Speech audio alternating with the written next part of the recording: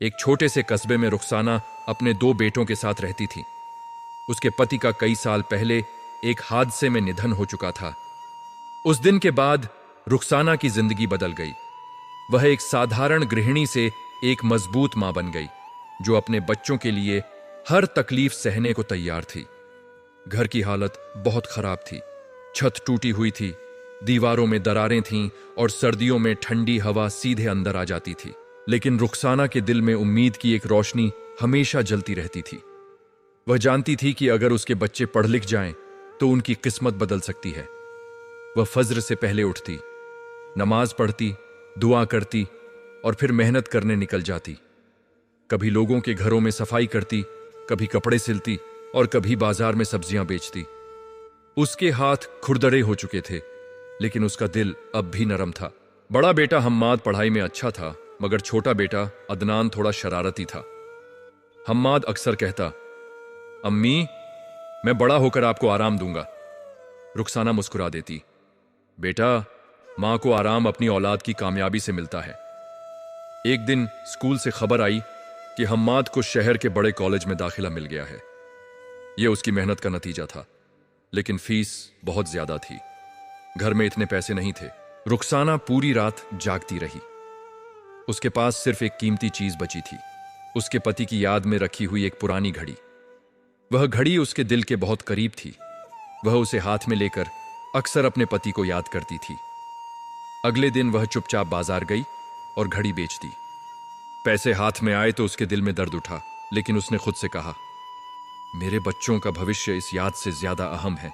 जब हम्माद को पता चला तो उसकी आंखों में आंसू आ गए। अम्मी, आपने अब्बू की आखिरी निशानी भी दे दी। रुखसाना ने उसके आंसू पोंछे। बेटा, तुम ही मेरे लिए सबसे बड़ी निशानी हो। हम्माद शहर चला गया। वहां हालात अलग थे, खर्चे ज्यादा थे। कई बार ऐसा हुआ कि रुखसाना खुद 2 वक्त की रोटी नहीं खाती ताकि हम्माद को पैसे भेज सके। इधर अदनान भी धीरे धीरे समझदार हो रहा था। उसने देखा कि उसकी मां कितनी मेहनत करती है। एक दिन उसने कहा, अम्मी, मैं भी काम करूंगा। रुखसाना ने सख्ती से मना कर दिया, नहीं बेटा, तुम दोनों की पढ़ाई ही मेरी सबसे बड़ी इच्छा है।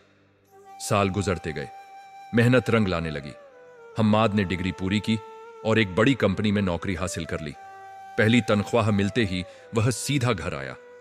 उस दिन रुखसाना बहुत बीमार थी। कमजोरी से उसके हाथ कांप रहे थे। हम्माद मां के कदमों में बैठ गया और लिफाफा रखते हुए बोला, अम्मी, आज आपकी मेहनत कामयाब हो गई। रुखसाना की आंखों में आंसू आ गए। बेटा, मुझे तुम पर फख्र है, और सच तो यह है, मां की कुर्बानी का बदला दुनिया की कोई दौलत नहीं चुका सकती। कुछ दिनों बाद रुखसाना इस दुनिया से चली गई। घर में सन्नाटा छा गया, लेकिन उसकी दुआएं और उसकी मेहनत की खुशबू हर कोने में बाकी थी। मां वह हस्ती है जो खुद टूटकर भी अपने बच्चों को मजबूत बनाती है। वह खुद अंधेरे में रहकर औलाद के लिए रोशनी जमा करती है। उसकी दुआएं खामोश होती हैं, मगर असर गहरा होता है। कुछ महीनों बाद हम्माद ने शहर में एक अच्छा घर ले लिया और अपनी मां और भाई को अपने साथ ले गया। अब जिंदगी बदल चुकी थी।